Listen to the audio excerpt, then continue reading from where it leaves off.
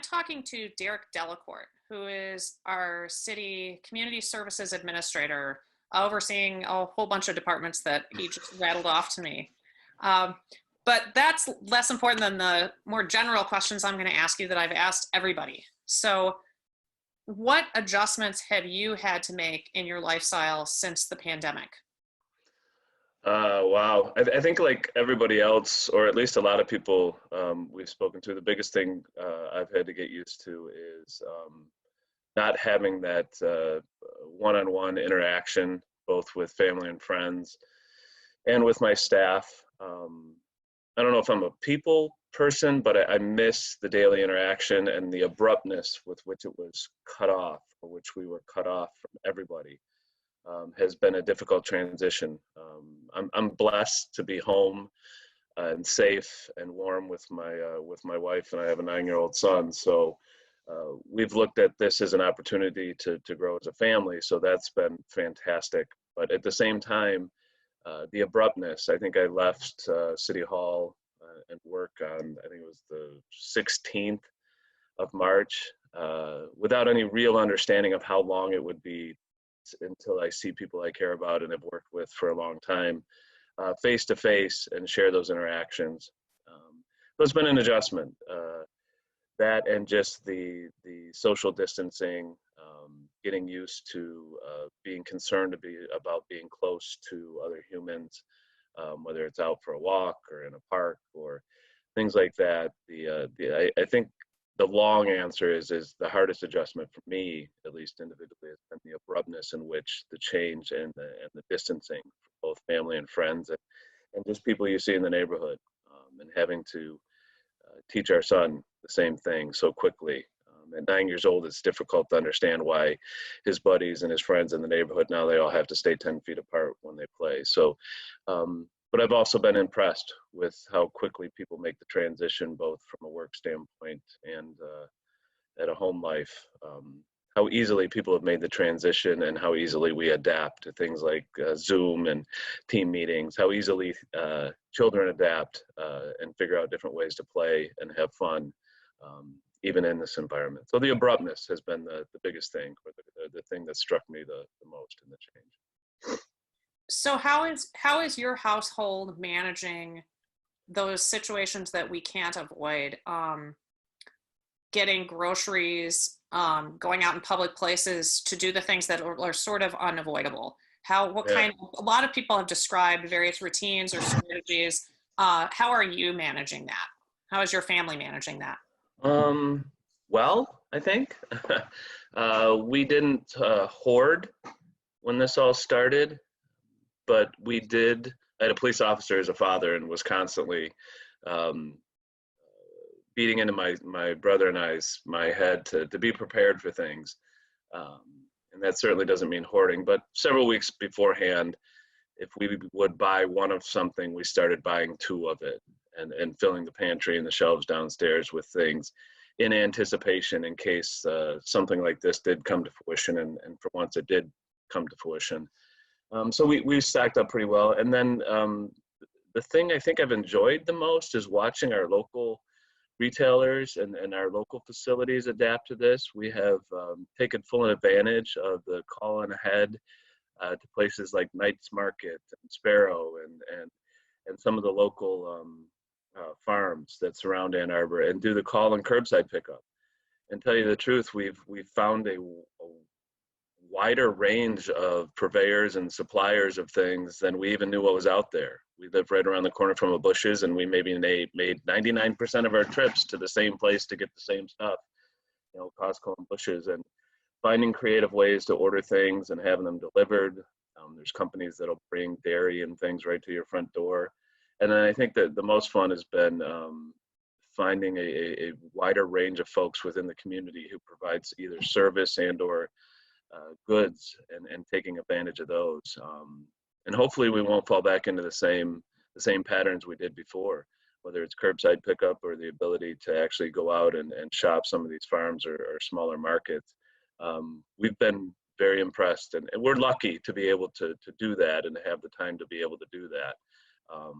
But it's been one of the nicer parts of this, if you can say there's a nicer part. So because so much of our lives have changed and we've lost a lot of the outlets that we used to have, some people have talked about how isolated they feel, how cooped up in their house they feel. And I guess I've been asking everybody, how do you overcome those feelings? Um, I certainly have some of that.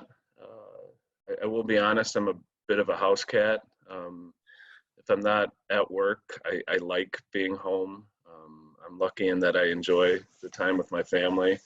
I'm trying not to, I'm feeling a little guilty about enjoying spending this time with my son. I keep going back to the fact I feel I have a little bit of, whether it's survivor's guilt or not, but my wife is fantastically lucky in that the company she works for, she's able to put in her time from home. Um, my job and the ability to work from home is pretty seamless. So the ability to spend the time with my son and be home with my family, we're trying to make the most of it. So we're trying to look at it from a positive standpoint. Certainly, I miss my family, my brother, my parents, my in-laws. Missing Easter was horrible. We usually have everybody over to our house, so we're trying to find the positives in it. And for us, I've been lucky to spend this time, especially with my son. Has been fantastic. So I think the question was more along the lines of the difficulties of isolation, and truthfully, we're trying to find the best of it. What I really miss is the interaction with my staff and then my extended family. We spend a lot of time in the springtime out in others' yards and our neighbors, and not being able to spend that time close to people is been difficult. But we're focused on trying to make the best of this as a family and do the best we can and learn from it. So that's where our focus has been. You mentioned that your son, you've advised him about keeping 10 feet away from his friends when they're outside playing. Do you have any other strategies for when you or your family are outside? We certainly tried to practice all of the best protocols. I think it's important as a community for us to all take that seriously, and us as elected officials and community leaders to set an example as well. So we certainly try to wear our masks when we're out in public. It's difficult with the kids. They especially the last couple of days as the weather's gotten better. But I don't think we've done too much more than what's been the protocols, advised by the state and the CDC, as far as social distancing, as far as masks, trying just to wipe your way in, wipe your way out when you go places. So we haven't found any magic bullets or any additional measures, but we try to. It's difficult at times. It's hard to watch your kid sometimes. It's really hard to see some of their childhood taken away. Some of the difficult times are when, the neighbor kid, his best buddy, or one of the kids in the neighborhood gets a trampoline. And then your kid is standing at the curb watching the neighbor's kids on a trampoline, and just a little bit inside as an adult, you're like, well, yeah, he doesn't get to go on a trampoline. But for a 9-year-old, a piece of him is dying inside, not being able. So I think our entire neighborhood right now, I think there's been 6 new trampolines because every parent feels so guilty about their kid not having one. So Wow. I think things like that are, and I joke about it, but I try to remember that we're lucky and that those are the ways that this is impacting us, and that for a lot of other folks that this is much more serious, and that the impacts are far greater than they've had on my family so far. So would you have anything to say to people, any advice for people who are feeling so over restricted by how we're living now that they are just sick of it and are ready for it to end? Like, we've had these now a couple of days of protest in Lansing, people who are just done and are not accepting that there's enough risk to justify what we're doing now. What would you say to them? That's a really difficult question because some of my friends are in that position. I have a lot of friends doing community and economic development over the last 5 or 6 years in this community. In other words, not 5 or 6, last 15. I made a lot of friends with small business owners, entrepreneurs, and people who live on margins that are very, very different. They run small businesses, they employ people, They have homes, and when I talk about abruptness for my family, that's one thing. Abruptness for them is they went from running a small business on a small margin to nothing immediately, and having to lay people off who don't have the same safety nets that others do or that I do, and trying to remember that what their perspective is vastly different than mine or others who are positions to make decisions and recommendations in regards to when and how we open up, what's allowed to operate as a business, and try to keep their perspective in mind. I have a lot of conversations with people who are in very different positions than I am. What would I say to them is that a couple of things, I think, and I don't want to get too deep into it because this tends to be a very passionate issue, is it's difficult to compare apples and oranges. I've had a lot of conversations with folks about other countries, other areas of this country and how they do things. To always remember when they compare things to make sure that they compare what the safety net systems from the government is, what the healthcare systems of other countries are. This pandemic in this country seems to be hitting those less fortunate at a greater volume than in other countries. And we don't have some of the safety systems, regardless of political affiliation or where you're at in far this. We don't have government funded health care for folks.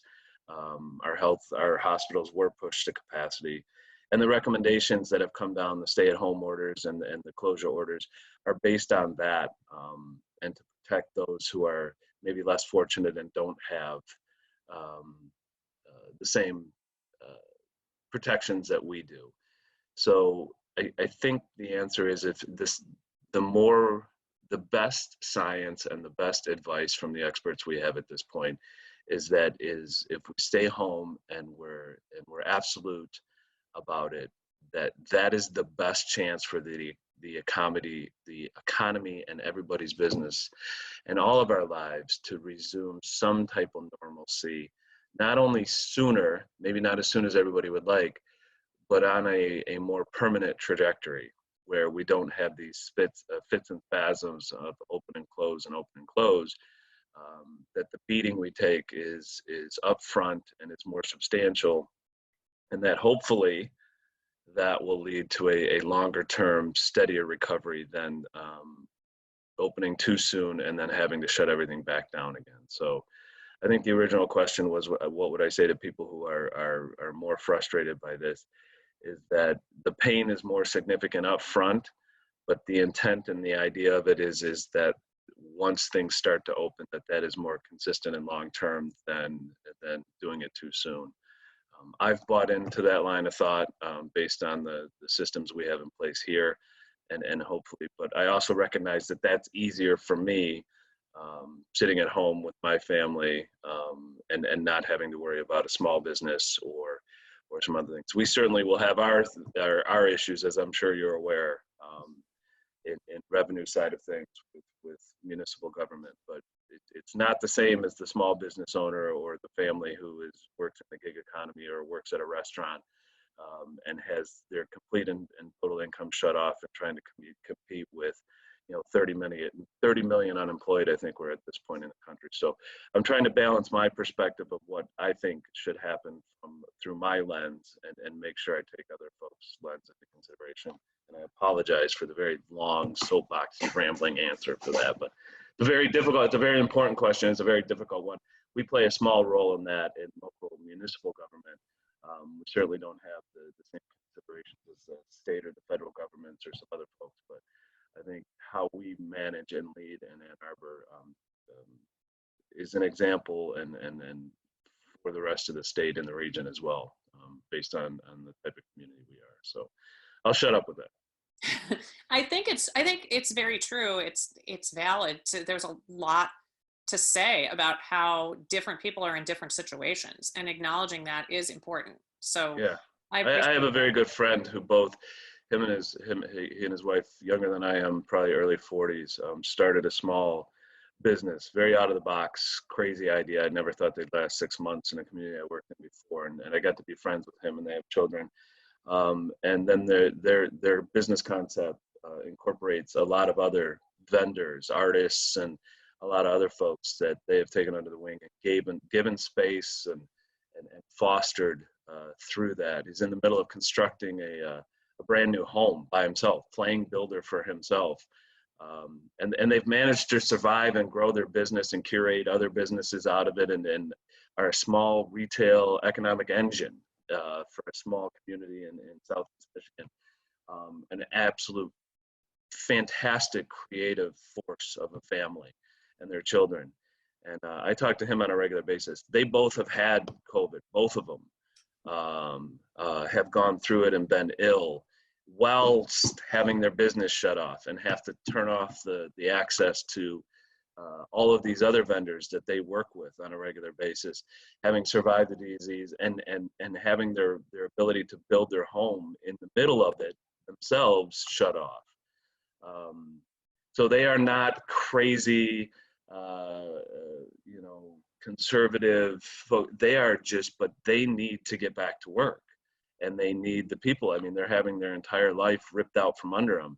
So their lens is very different than mine, although everything about us, our political affiliations, our backgrounds, our everything else is incredibly similar. But I can tell you his look at this and his desire to get back to work and his feelings about stay at home are probably vastly different than mine.